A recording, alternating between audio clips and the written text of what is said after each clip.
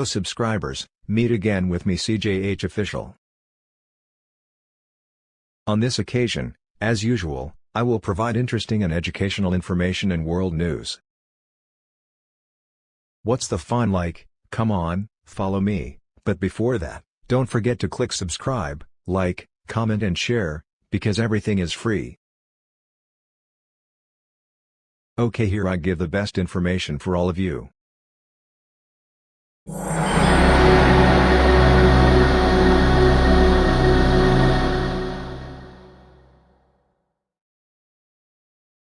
"15 Terrific Facts About Texas."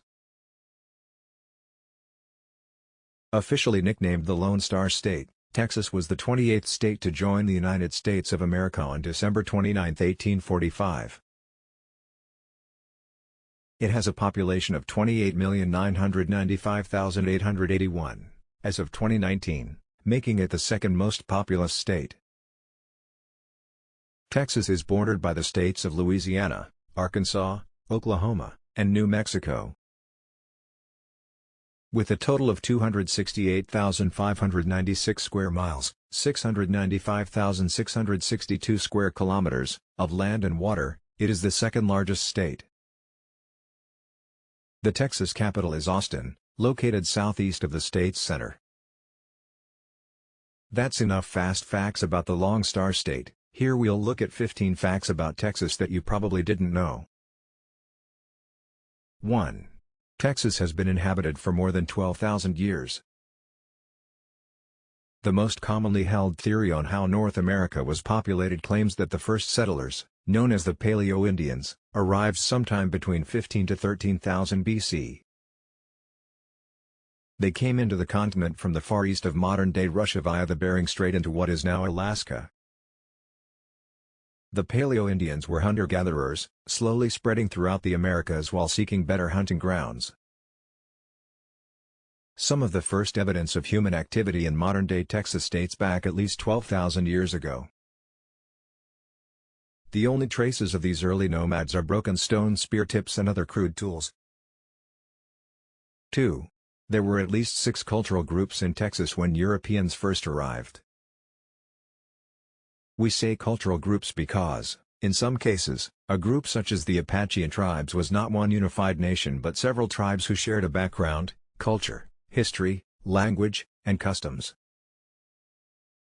They were spread out throughout the modern state of Texas, with the Puebloan tribes to the southwest, with the Apache tribes just to the north.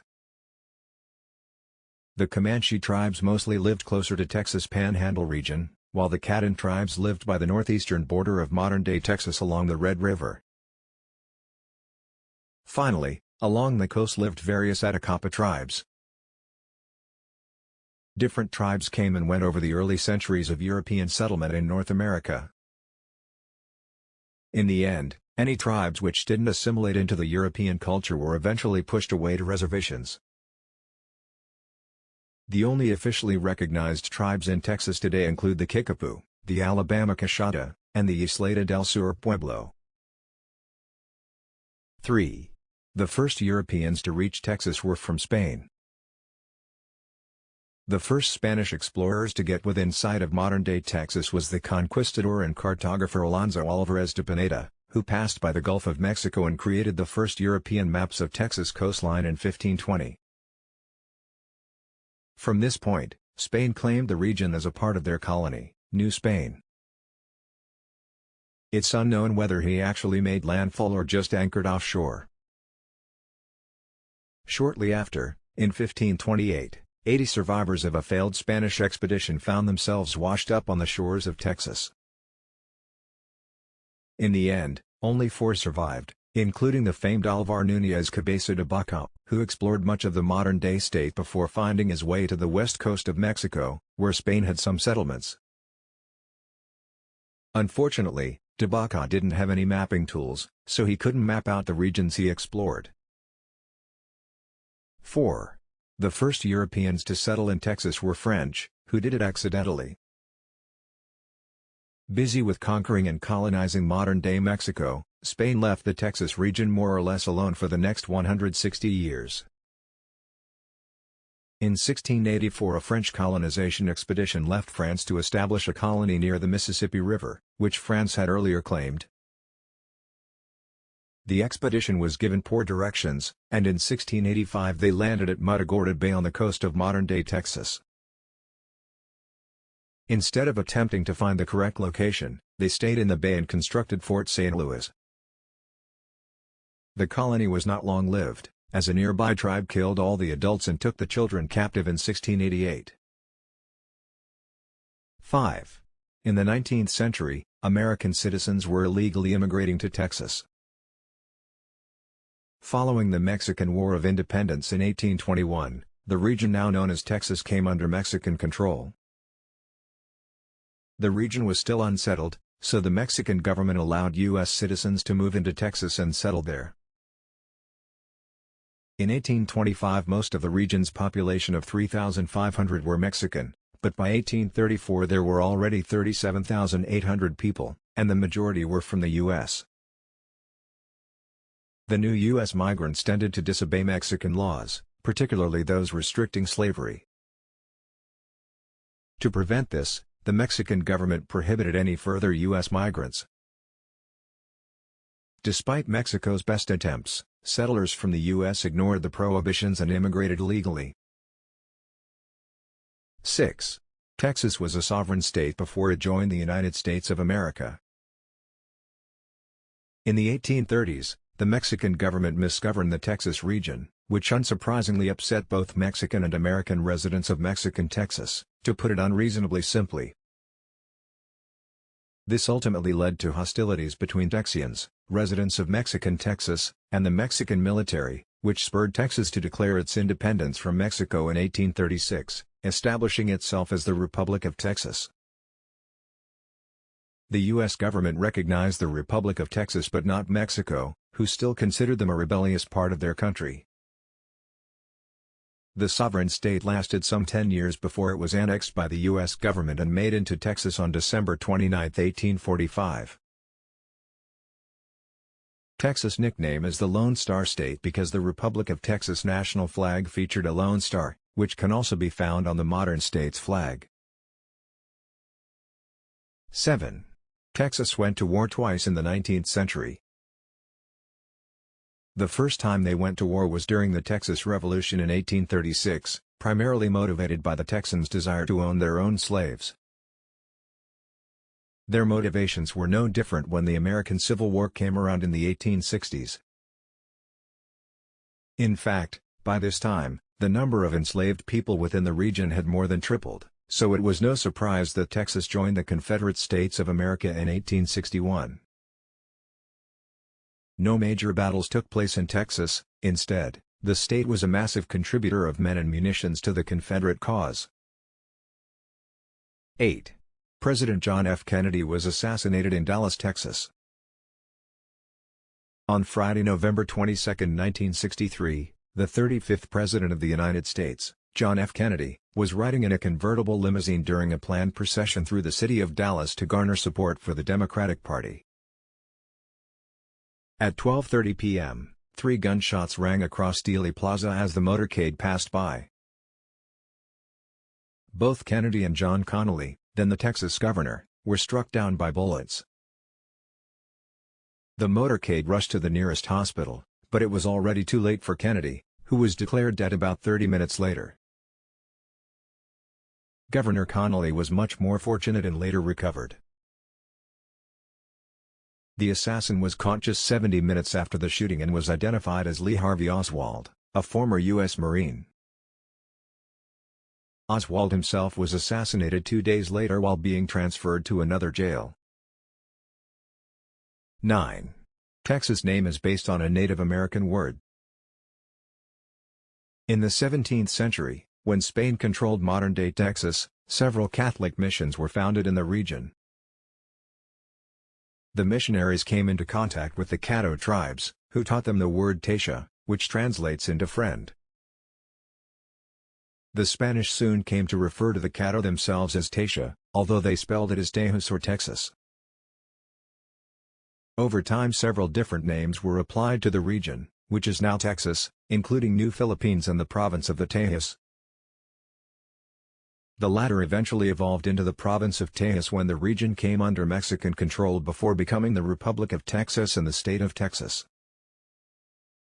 What remains today in the state's name is the word friend, which is quite fitting for such a friendly state.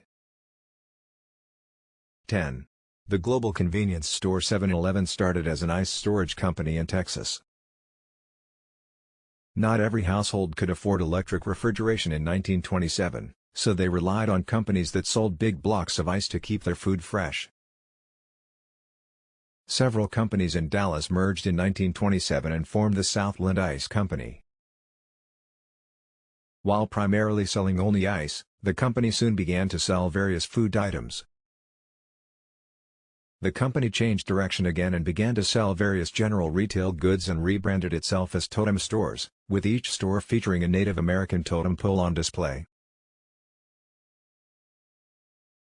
Following the Great Depression and a brush with bankruptcy, the store shifted its focus towards convenient food and drinks. The company's name was changed to 7-Eleven in 1946 to reflect an increase in their store's business hours, 7 a.m. to 11 p.m. 11. Tex-Mex food isn't the same thing as Texan-Mexican food. On the topic of food, there's a common misconception that needs clearing up. People, time and time again, think that Tex-Mex is the type of Mexican food that's eaten in Texas. It's true that Tex-Mex originated in Texas.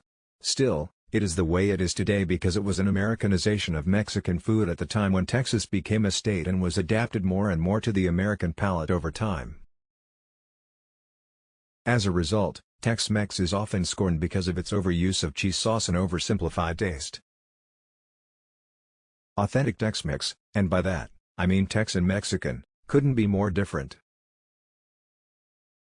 Texan-Mexican cuisine is much closer to the Mexican food found in Mexico's northern regions and, as such, is closer to the food that was eaten in the area long before Europeans first arrived.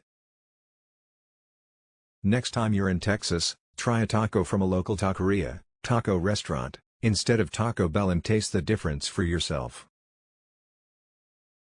12. Texas is home to the largest colony of bats in the world. If you're a fan of bats, then head on over to Texas.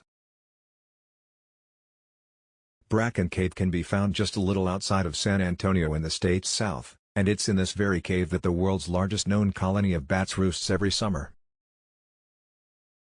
The bats are Mexican free-tailed bats and are the most commonly found in North America and the official state bat of Texas. As their name suggests, they spend the rest of the year in Mexico. It's estimated that as many as 20 million bats roost in these caves every summer. 13. Texas is bigger than any European country. Texas is the second largest U.S. state, only losing out to Alaska. The only European countries that come even close to the size of Texas are France, Germany, and maybe Spain.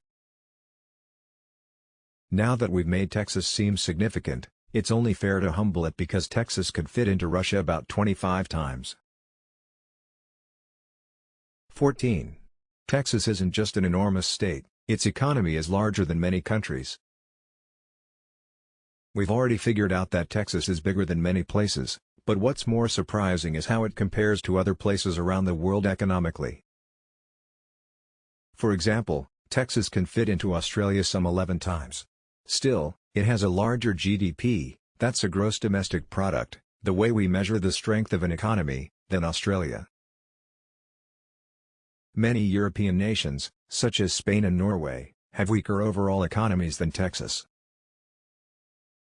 The most surprising is the fact that Texas, with a population of 28 million people, has around the same size economy as Russia, which has some 144 million people. 15. Texas used to have embassies in London and Paris. Of course, now that Texas is a state, it's no longer for it to have an embassy, but as we know, Texas hasn't always been a state.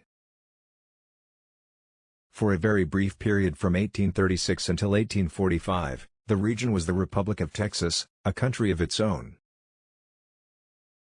During this brief window, The government of the Republic of Texas sent representatives to London and Paris to gain European support for their new nation. The embassies are long gone now, but a plaque still stands in London, where the Republic's embassy once was. Most people think of Texas, the desert, the Wild West, and cowboys. While this line of thought may have been more or less, definitely less, accurate at some point in time, it simply doesn't do justice to this underappreciated state. That's because most people think of Texas in terms of its most recent history. What makes the region truly remarkable is the comprehensive history of the land, from the first inhabitants to Texans today.